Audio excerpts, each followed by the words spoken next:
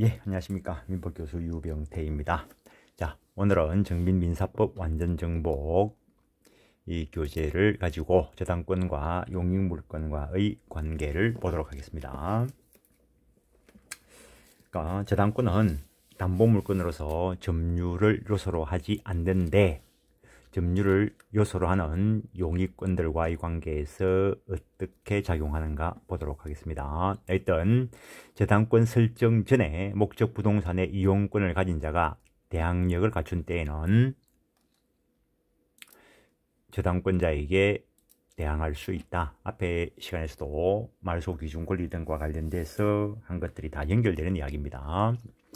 용익권이 저당권 실행에 의해서 소멸하는지 여부는 경매를 신청한 저당권자의 용익권과 용익권 설정 시기 선우에 의해서 결정되는 것이 아니고 최선순위에 있는 말소 기준 권리와의 관계에서 그 우열관계에 따라서 결정된다는 거.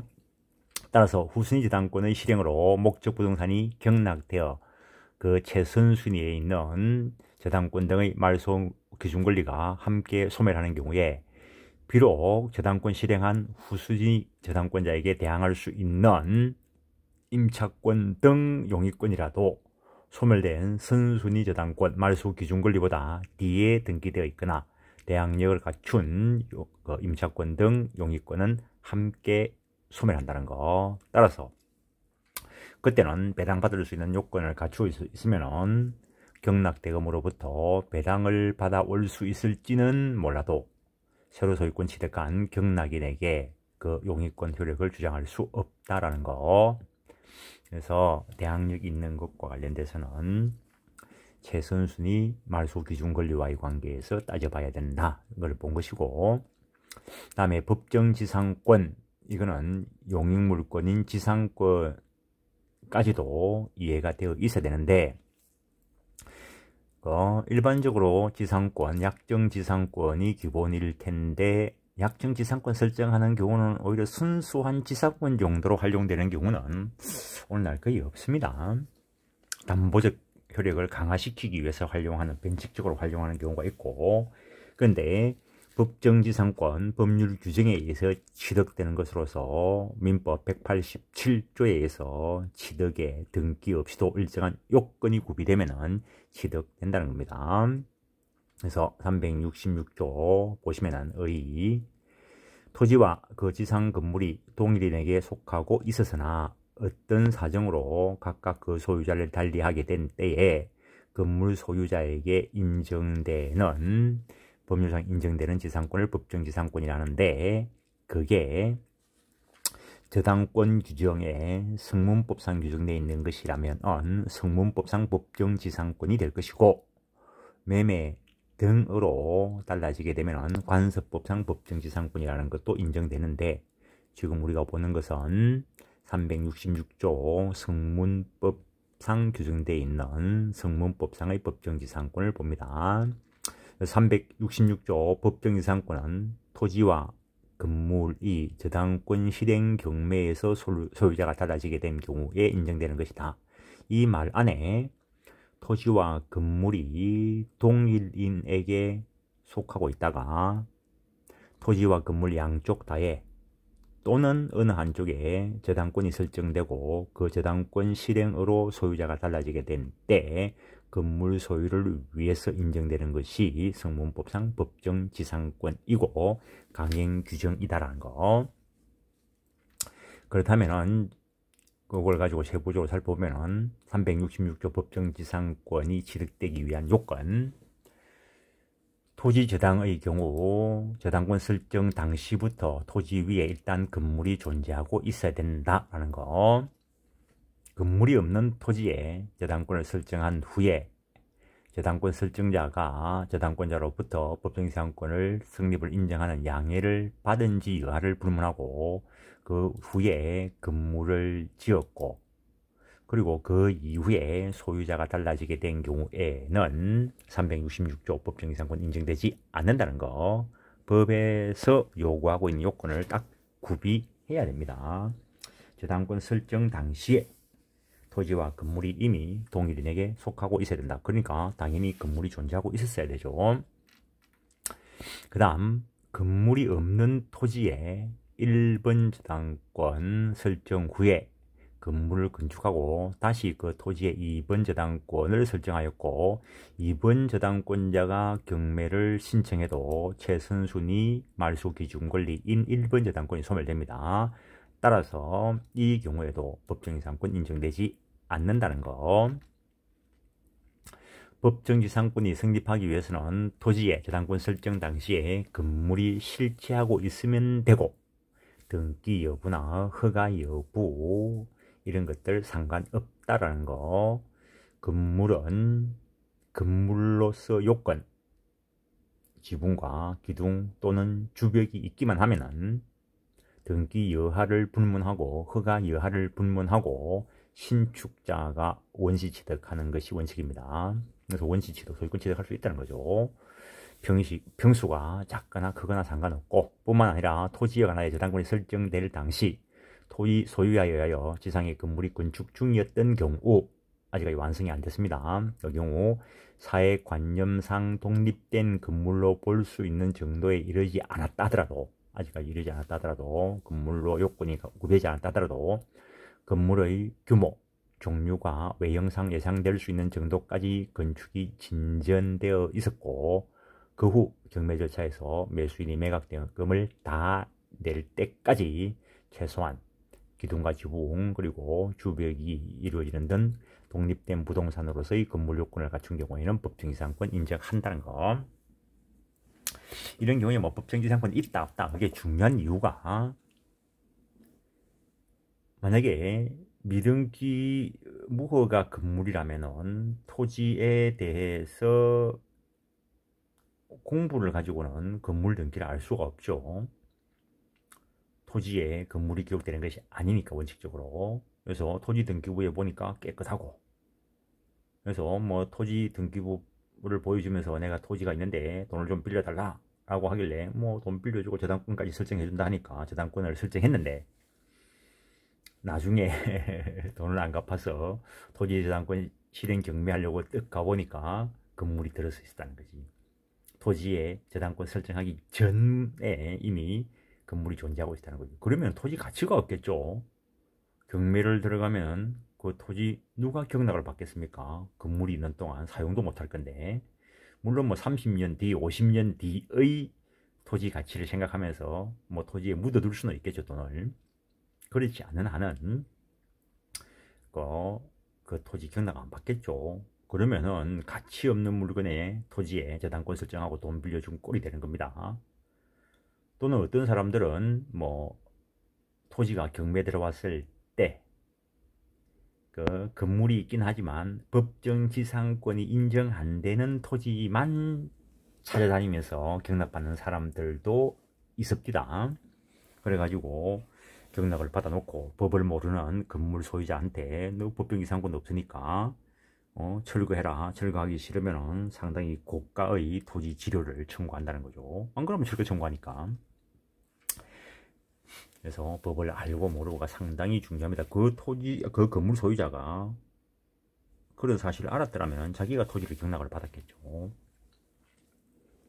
그러니까는 다른 사람들은 또 법을 뭐 좀 아는 사람들은 그 토지 뭐 경락 받아봐야 뭐 건물이 있는데 별 쓸모가 있겠나 생각하지만 세부적으로 공부를 해보면 법정지상권 인정 안 되는 건물이 있는 토지라면은 경락을 받아서 소유권 취득을 해서 그런 식으로 운영하는 사람이 있더라는 겁니다. 로마자 4번 계속 보시면은 토지의 저당권 설정 당시에 존재했던 건물이 그 후에 멸실훼손되어 재건축된 경우에 동일성이 인정될 수 있는 정도이면 일단 법정지상권 유지된다라는 거. 그런데 이 경우 지상권 내용은 멸실 전 건물을 표준으로 하여 결정하는데 뿐만 아니라 동일인 소유 토지와 지상 건물이 공동 저당권이 설정된 후 토지와 지상 건물, 토지와 그 지상 건물의 공동이 설정된 후 건물이 다른 건물과 합동되어 신건물이 생겼고 그 후 경매로 토지와 신건물이 다른 자에게 속하게 된 경우 신건물을 위한 법정지상권이 성립될 수 있는데 그 범위는 종전건물 기준으로 한다는 거. 그런데 구별하셔야 될 게, 그러나 동일 소유의 토지와 지상 건물에 대하여 공동재단권이 설정된 후 건물이 철거되고 다른 건물이 신축된 경우, 이 경우에는 원래 있던 건물이 없어졌습니다. 이런 경우에 재단물의 경매로 인하여 토지와 신축 건물이 다른 사람에게 속하게 되었다면 이 건물은 재단권 설정된 후 신축된 건물에 대한 그 건물입니다. 그래서 이 경우에는 법정이상권 인정되지 않는다는 거. 그 다음에 재단권 설정할 때에 토지와 건물이 동일한 소유자에게 속하고 있었어야 된다는 거. 재단권 설정 당시에 토지와 건물의 소유자가 다른 때에는 건물에 관하여 이미 토지 소유자에 대항할 수 있는 용익권이 설정되어 있을 것이기 때문에 건물을 위해 다시 법정이상권을 인정할 필요가 없기 때문이라는 거죠. 이와 관련하여 재단권 설정 후 토지, 건물의 어느 한쪽이 제3자에게 양도된 경우에 법정지상권이 성립되는 경우가 문제가 되는데, 재단권 설정 후에 취득된 용익권은 경락으로 그 효력을 상실하기 때문에 이러한 경우라면 법정지상권 성립을 인정한다는 거.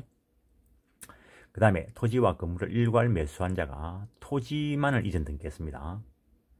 토지와 건물이 다 등기가 되어 있다 하더라도 둘 다 매수를 해놓고 토지만 이전 등기하는 경우에, 이런 경우에는 일단은 형식상으로는 토지와 지상 건물 소유자가 달라졌습니다. 그렇다 하더라도 이 경우에는 관세법상 법정이상권이 인정되지 않는다는 거. 왜냐하면은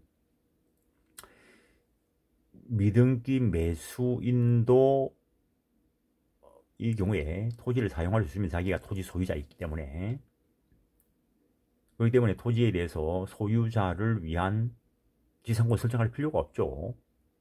그 다음에 종전 토지 소유자는 이미 토지 이용하지 않을 거기 때문에 매도를 한 겁니다. 그러니까는 그 자를 위해서도 법정지상권 인정할 필요가 없죠. 근데 이 상태에서 토지만이 재단권이 설정이 되었다. 그러면은 이 토지의 재단권 설정될 당시에 형식적으로는 토지와 지상 건물 소유자가 달랐습니다. 아직까지 건물 이전 등기 안 했기 때문에 토지 소유자가 건물 소유권 취득을 못했습니다. 따라서 토지와 지상 건물 소유자가 다를 때 토지에 재단권이 설정된 겁니다. 따라서 이 경우에는 그 토지에 대한 재단권 실행으로, 즉 경매로 토지 소유자가 달라지게 된 경우에는 법정지상권 인정하지 않는다는 거. 그 다음에 토지와 건물 어느 한쪽이나 양자 위에 재단권이 설정되어 있을 것. 토지와 건물의 어느 쪽에도 재단권이 설정되지 않았으나 어떤 원인으로 인하여 토지와 건물 소유자가 달라지게 된 경우, 즉 재단권이나 가등기 담보권 실행 이외의 사유로 소유자가 달라지게 된 경우라면 관세법상 법정지상권은 인정될 수 있지만 366조 성문법상 법정지상권은 인정되지 않는다는 거. 그 다음에 경매로 소유자가 달라져야 된다는 거. 법에서 요구하고 있는 요건이 다 구비되어야 한다라는 겁니다. 이거는 한번 읽어보시고, 그러면은 법정지상권은 언제 성립하는가? 소유자가 달라지게 된 때죠. 그래서 이때 경매로 소유자가 달라지는 때라는 것은 경락대금 완납한 때입니다. 법률 규정에 의해서 취득되는 권리이기 때문에 등기 없이 취득된다는 것. 단 처분하기 위해서는 등기해서 처분해야 된다는 것. 그래서 이러한 등기를 처분 요건인 등기다, 이렇게 읽어냅니다. 등기는 원칙적으로 성립 요건, 또는 효력 요건으로 작용하는데 견해 대립 때문에 그렇게 쓰고 있습니다. 민법 총칙 공부할 때 법률행위의 성립 요건과 효력 요건은 구별되어야 됩니다. 근데 등기의 경우에는 성립 요건으로 보는 견해도 있고 효력 요건으로 보는 견해도 있기 때문에 그 법률행위에 의한 부동산 물권 취득에 있어서 이 등기는 성립 요건 또는 효력 요건으로 작용하는데 그거는 186조와 관련되는 등기이고 187조와 관련되는 것은 등기 없이 취득된다. 단 처분하기 위해서는 등기해야 된다. 그래서 이때의 등기를 처분 요건인 등기다라고 이야기하는 겁니다. 그 다음에 366조 법정지상권의 내용. 법정지상권의 범위는 건물을 이용하는 데 필요한 한도 내에서 대지 이외의 부분에까지도 미친다. 당연하겠죠. 딱 건물이 들어선 자리만 미친다 이러면 마당 위로 날아다녀야 되지. 날아다니는 것도 안 되지. 남의 땅이니까. 그 건물 사용하는 범위까지 미친다 이런 이야기이고, 법정지상권에 있어 치료 당사자 약정에서 인정되는 일반적인 약정지상권의 경우에는 지료는 요소가 아닙니다. 근데 그 법정지상권의 경우에는 법조문 취지상 그 유료라고 보는 것이 원칙입니다. 지료는 당사자 협의로 이를 정하는 것이 원칙이지만 협의가 이루어지지 않을 때는 당사자의 청구에 의해서 법원이 이를 결정한다는 거.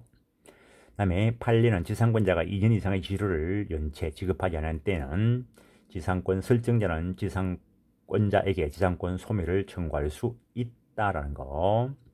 지상권 설정자가 지상권의 소멸 청구를 하지 않고 있는 동안에 지상권자로부터 연체된 지료 일부를 지급받고 이를 이유 없이 수령하여 연체된 지료가 2년 미만이 되어버리면 그 2년 이상 지료를 연체한 것이 아니니까 소멸 청구할 수 없다라는 거. 이러한 법리는 토지 소유자와 법정지상권자 사이에서도 마찬가지라는 거.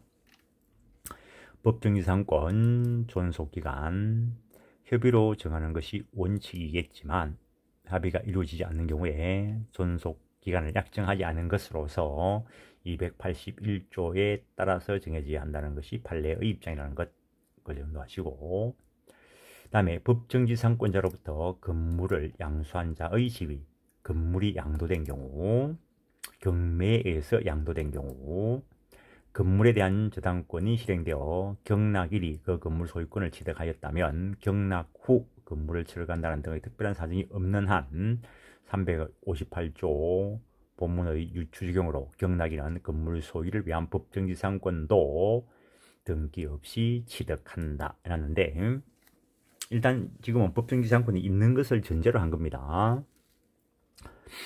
그래서 A 소유의 토지 위에 A가 건물을 소유하고 있었다는 거죠. 근데 건물에 뭐 예컨대 저당권이 설정되어서 건물 소유권을 경락으로 취득했다면 그 건물 소유권 취득한 자는 토지에 대해서 등기 없이도 법정지상권 취득했습니다. 마찬가지로 토지와 지상 건물이 동일인에게 속하고 있는데 A에게 속하고 있는데 A가 이번에는 토지에만 저당권 설정했습니다. 그리고 저당권 실행으로 토지 소유권을 취득한 자가 있다면, B가 있다면 B가 경락대금 완납하면은 토지 소유권 취득합니다. 그때 토지 소유권을 취득함으로써 지상 건물과 토지 소유자가 달라졌죠.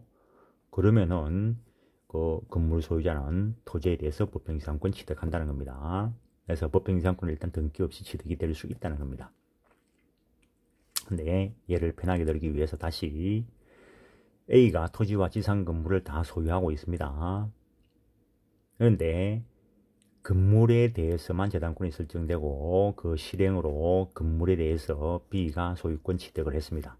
그럼 B는 경락대금 완납함으로써 건물 이전 등기 안 해도 건물 소유권 취득했고, 그때 지상권 등기 안 돼도 366조 때문에 성문법상 법정지상권을 취득을 했습니다. 근데 B가 건물만 경매로 촉탁 등기를 격려를 해가지고 건물만 소유권 등기를 했습니다. 그리고 C한테 매매를 하고 또 건물에 대해서 소유권 등기를 하고 얘를 편하게 들기 위해서 B가 건물에 대해서 재단권을 설정을 합니다. 그래도 또 B가 돈을 안 갚으니까 재단권 설정자가 경매 실행해서 건물 소유권을 경락대금 완납해서 취득한 사람이 있다면 그 사람은 경매로 건물 취득했으니까 등기 없이도 경락대금 완납한 때 소유권 취득했죠. 그 다음에 재단권이 주된 거에 설정되면 종된 거에도 효력을 미친다는 겁니다. 그래서 조금 전에 B 건물 소유권 위에 재단권이 설정됐을 때 주된 것은 건물 소유권이지만 종된 것은 건물 소유 활용을 위해서 인정되는 법정지상권 종된 거에도 미친다는 겁니다. 그래서 법률 규정에 의해서 주된 것을 취득하면 종된 것도 등기 없이 취득한다는 겁니다. 근데 매매로 양도된 경우 똑같은 예로 A가 토지와 지상 건물을 다 소유하고 있었는데 건물만 저당권이 설정되고 건물만 경락으로 B가 소유권 취득을 했습니다. 그러면은 B는 건물 경락대금 완납함으로써 건물 소유권 취득했습니다. 그때 등기 없이 성문법상 법정지상권을 취득을 했습니다. 근데 이번에는 B가 건물에 대해서 등기를 하고 매매로 건물 이전 등기를 해줍니다. 매매했으니까 이전 등기까지 있어야 186조에 의해서 권리 변동이 일어납니다. 그런데 달리 합의한 바가 없으면 주된 건물 매매, 주물에 대한 매매는 종물에도 효력을 미치는 것이 원칙입니다. 그걸 유추 적용해서 주된 권리에 대해서 매매를 하게 됐으면 종된 권리 매매 합의도 포함되어 있는 겁니다. 근데 매매는 법률 행위이기 때문에 등기까지 있어야 된다는 거죠. 그래서 건물만 등기를 해갔다면 C가 건물 소유권은 취득했지만 아직까지 지상권은 취득을 못했습니다. 지상권을 가지고 있는 사람은 B입니다. 그래서 일단 B가 등기를 가져야 C가 지상권 설정 등 이전 등기를 할 수 있을 것이기 때문에 C는 B를 대위해서 A한테 B에게로의 지상권 설정 등기를 청구하고 B가 지상권 등기를 갖추고 난 뒤에 자기에게 이전 등기하라고 순차적으로 청구할 수 있다는 거. 그 다음에 법정지상권을 취득한 건물 소유자가 법정지상권 설정 등기를 격려하지 않고 건물을 양도한 경우에 100조 2항 유추 적용 주물에 대해서 매매계약 체결하면은 종물에 의해서 효력을 미치는 그걸 유추 적용해서 주된 권리 매매하면은 종된 권리 매매도 포함되어 있다는 겁니다. 그래서 조금 전에 이야기했던 그 판례이고, 법정지상권을 가진 건물 소유자로부터 건물을 양수하면서 법정지상권까지 양수받기로 한 자는 채권자 대위의 법리에 따라 대지 소유자 및 전 건물 소유자에 대하여 차례로 지상권 설정 등기 및 이전 등기 절차 이행을 구할 수 있다. 그때 대지 소유자가 소유권에 의하여 양수인에게 건물 철거를 청구하는 것은 신의칙상 허용될 수 없다. 당연하겠죠. 자기는 팔아먹은 사람이죠. 이 사람은. 그 다음에 미등기 매수인도 토지를 사용할 권리가 있습니다. 사용할 권리가 있는 사에 대해서 소유권에 의한 물권의 청구 행사 못하는 것은 당연한 것이고, 그 다음에 법정 지상권 있는 건물 양수한 자는 지상권을 취득할 지위에 있기 때문에 지상권을 완전히 취득했다면 지상권 상의 지료가 되겠죠. 근데 토지를 사용하고 있지만 등기를 갖추지 않아 가지고 아직까지 지상권을 취득 못했으면은 그때 지료 상당의 이익, 그걸 부당이득으로 반환할 의무가 있다는 거. 그 다음에 토지만 양도된 경우, 건물과 관련돼서 법정지상권이 있는데 그 법정지상권은 366조와 관련된 법정지상권 강행 규정이라 했습니다. 토지 등기부에 기록이 없어도 지상권이 있다는 거죠, 법상. 그때 토지만 양도하면 그 양수인은 법정지상권 제한이 있는 토지를 취득한 거죠. 그래서 토지를 매입할 때 토지 등기부만 보고 매입할 게 아니고 가서 지상에 건물이 있나 없나를 봐야 됩니다.